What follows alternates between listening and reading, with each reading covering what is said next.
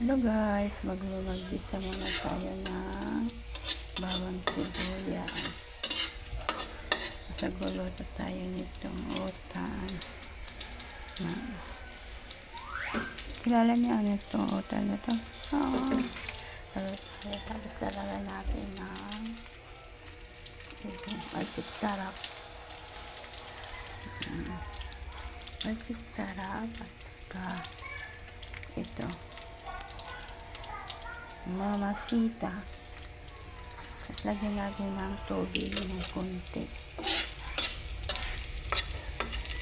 Sige, sana ihalo na natin. Malinis naman yung kamay ko.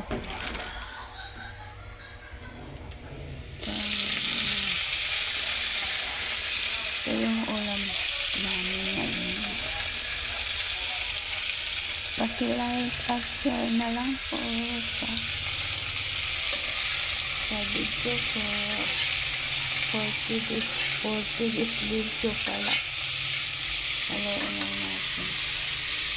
Kumain ng gulay para maging maayos yung katawan. Bye bye! Next time ulit.